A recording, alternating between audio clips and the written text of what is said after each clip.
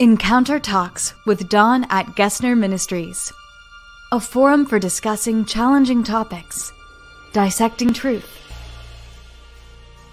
discovering hope and light in a world that desperately needs revival.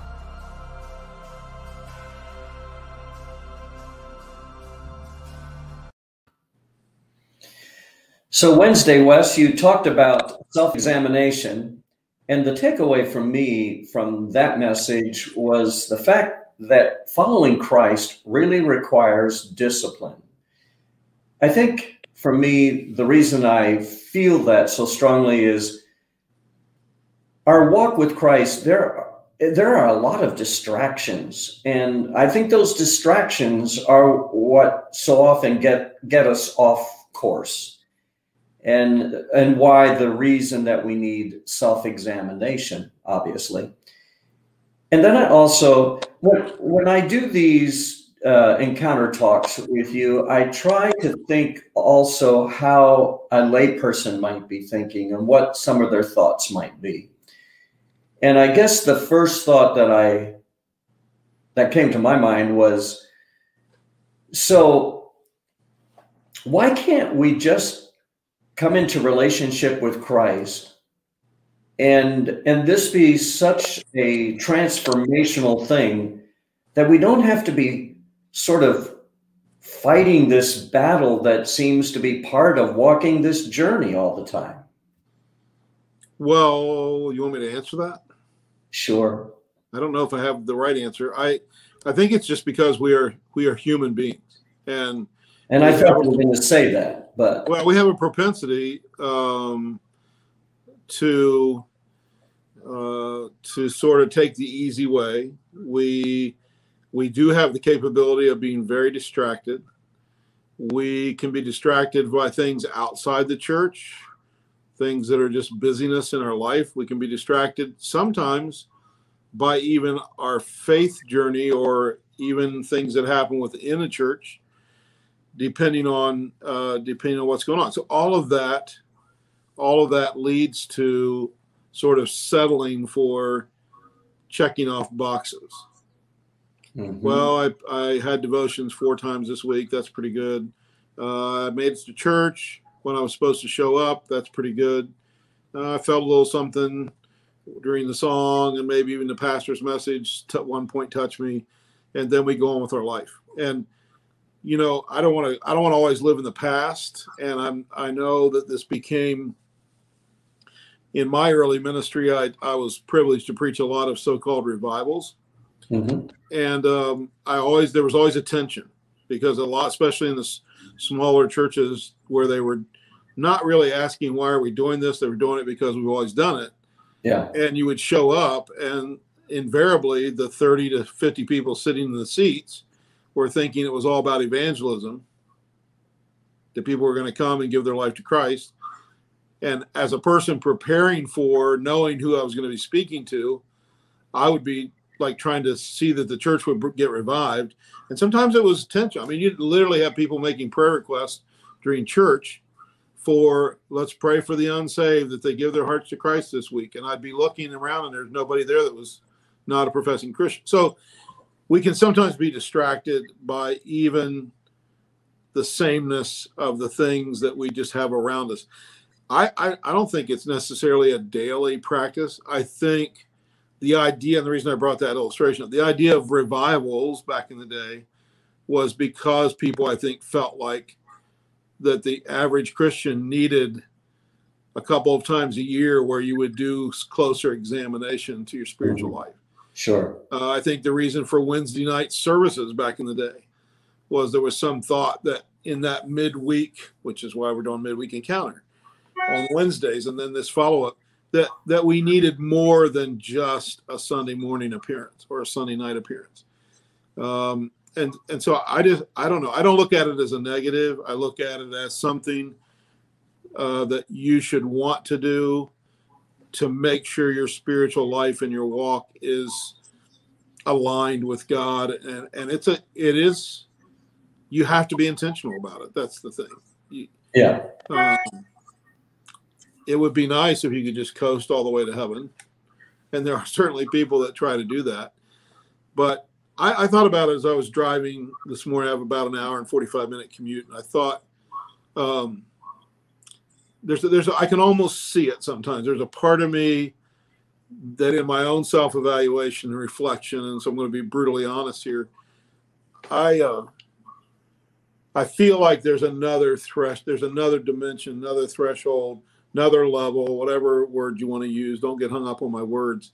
But I feel like that I need to go deeper with God. And a part of that for me is I've known the Bible my whole life. I've heard it my whole life. I've read through it.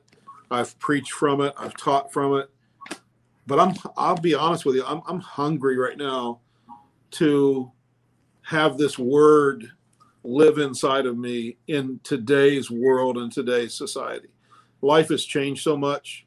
Our world has changed so much that I don't have any other place to turn. So for me, self-examination, and if you go to the context of Lamentations, where I was coming from, again, it was just another time when Israel had backslidden from God, and the writer is celebrating the faithfulness of God. His mercies begin new every morning. That's incredible. And he says, my inheritance, I will hope in him. All of that to me is refocusing. Yeah. Reminding myself of who God is. His mercies are new. Because of his inheritance, I will hope on him. The Lord is good to those who depend on him. All of that stuff's there. And I didn't flesh that out very well. But it is, and by the way, it says, and it is good for people to submit at an early age to the yoke of his discipline, Mm-hmm. which you brought up at the beginning. And again, it's like, do I really want that, or do I want my freedom to just sort of take the easy way and the low route? And I'm not on you about it. I'm just saying that's all of us have leanings in that direction if we're not careful. Yeah. Well, I guess for me, that's why the word discipline jumped out at me, is because we're going to have to be disciplined in all areas of life. And if we fail to be disciplined as just a human being, it's probably going to be a real struggle in our Christian walk as well. Right. So that's a given. I like the illustration. I've heard that one before regarding the flat tire, because I think sometimes I know it's been true for me. You fail and you think, oh man, I might as well just quit, forget about it.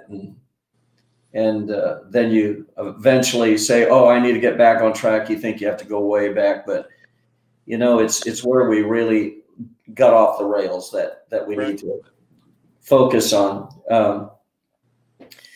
But the idea of self-examination, what does that look like for you? That's a great question.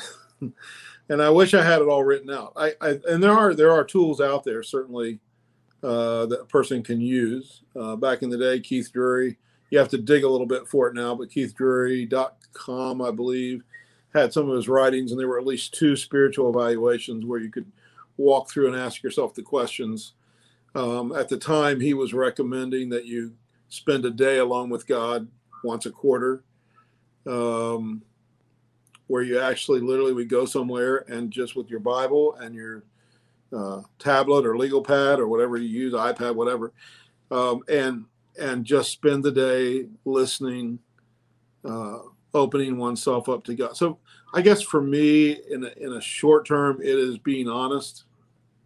And I mentioned that, being honest about where I am in my faith, being honest about, am I really relying on God for my everyday, or am I just relying on him when the wheels are coming off?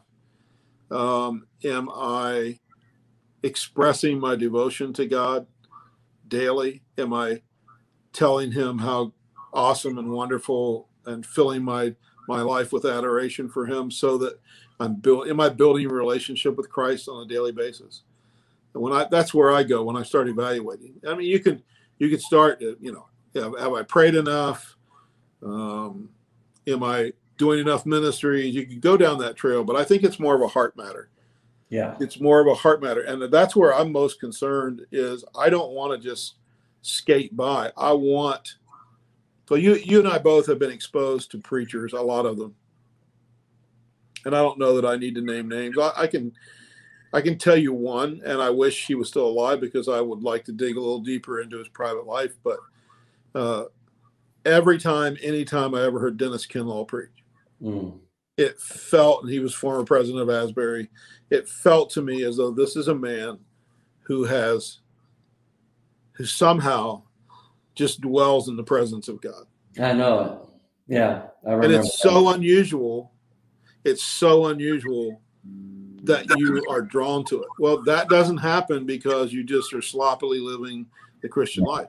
And I got, as far as pastoring goes, you can start relying on your own sermons. You can think you put some pretty good stuff together. Maybe it is good stuff. Maybe it's good enough to write in a book. But is it genuinely from God because you are in such a close relationship with him that God is touching you and touching your heart to share his passion? I mean, there are others that I could name, and I walk away from that going, man, I've preached some sermons I thought were pretty good sermons, and the outline was cute, and the illustrations were perfect, and maybe even some people cried here and there or laughed here and there. But the sermons that have been most profound for me are those ones where you just know this has nothing to do with the man. God's speaking. And I think those people, not to hold them up on some big pedestal, but they practiced self-examination. They kept themselves aligned with God. They didn't let the world distract them. They didn't let people distract them. And so for me, that's the goal. For me, it is, and I haven't achieved it. I just want, I could cry about it this morning. Frankly, I hunger for that. I don't know how to get there. I'm trying, but I want it to work. I want it to work when I'm home. Yeah. Under the pressures of life. Yeah. I want it to work at work. And so I started evaluating that stuff, and then I realized how far I need to go. Yeah. And you mentioned Dennis Kinlaw, and Cheryl and I had worked a number of meetings with him. And the first thing that jumps out in my mind when I think of him is discipline. His whole demeanor just reflects in my mind this disciplined person. And so the self-examination success factor for me is living in a very disciplined way. And I don't mean to cheapen this conversation, but in a way, on New Year's Day, we make these resolutions. And so we succeed at this for hopefully a day or two, and then we're off the rails already. This is much different than that, though. I'm sure that you mean something much more, because honestly, the whole resolution thing, it gets very frustrating. Well, let's take it a step further so we both can feel guilty even more. When people are dating somebody, they will go out. Nothing seems to be a problem. I mean, it's like, not that there can't be problems, but I've got several illustrations floating through my head. I'm just wondering if I'm brave enough to share them. But I mean, we just want to be with each. We just want to be in the presence of that person. Yeah. It doesn't matter what they're doing. I mean, if they're shopping or they're this or they're that, you just don't even hardly see the store. You're so in love. You're so focused. This time is so valuable. Yeah. And then you get in a long-term relationship or marriage, and what do? We start figuring out, well, I don't know why I thought that was so great, because now I'm bored out of my mind. Yeah. Now, I'll just drop you off here at the door. I'll be in the car. And what is it that, we're not talking about marriage, but what is it that causes us? The only way to rectify that is to deepen one's love for either God or this person. And you, again, that's a matter of self-examination. That's a matter of recommitment. That's a matter of intentionality. It's all those things.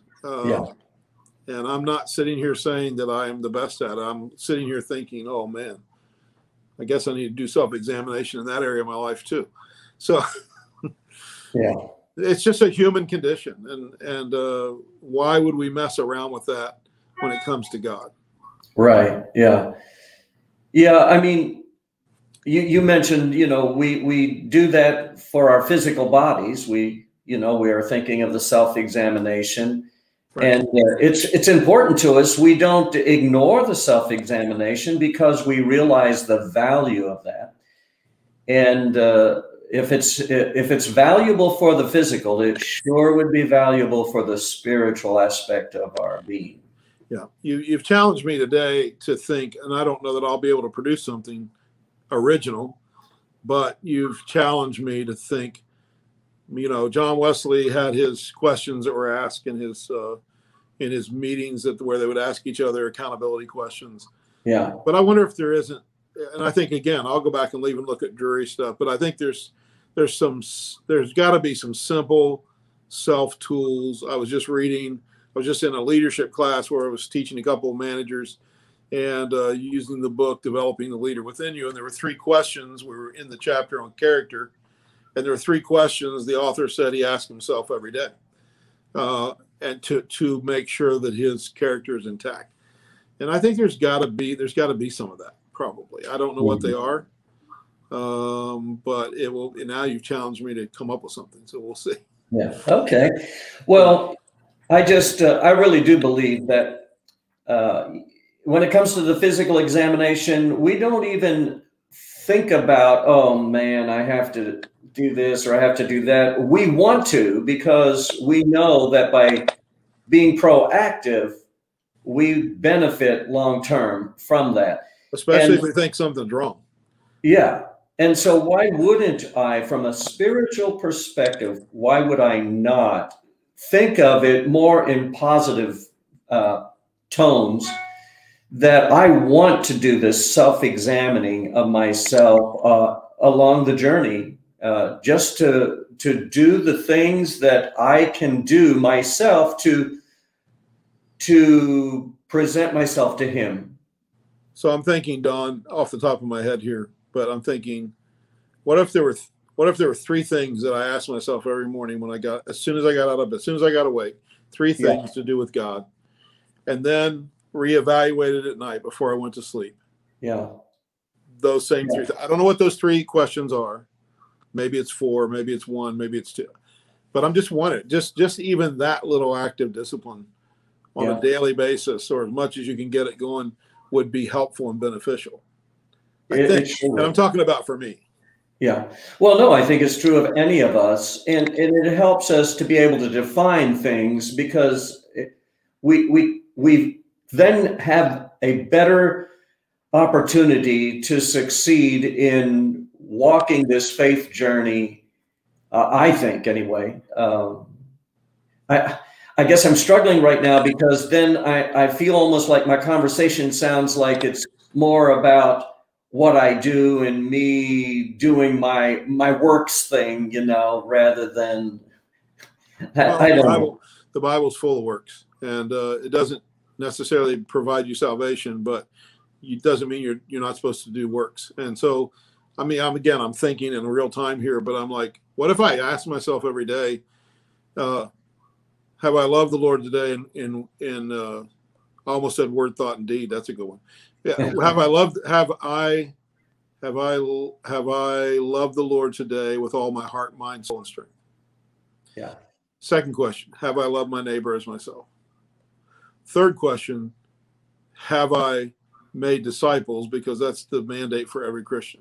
Yeah. That's enough right there to give me pause. Yeah. And discouragement maybe too. Right. Yeah. So, but if you were asking yourself those questions at the beginning and end of each day, you would start doing something about it. Maybe. Yeah. You would figure out, how do I love God with my whole heart? How do I love God with my whole mind today? Well, you think about what you're putting in your mind. You think about what you're doing with your heart, your soul, your strength, your neighbors, yourself as a given. What's that look like? today? Am I going to blow the horn quite as long and loud as I did at the jerk that cut me off? No, probably not. Yeah. I mean, it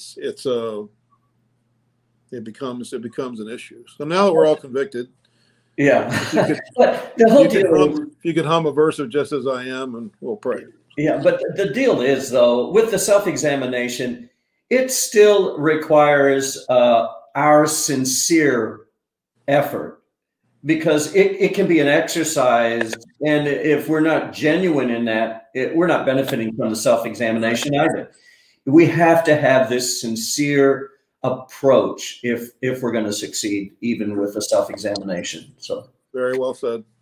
All right. Well, I hope that your day is a good day the rest of the day, and I'll talk to you next week. I'm gonna give a lot of thought to what we talked about. So that's good. Thanks. All right. Thanks for watching. Take a moment to share with your friends.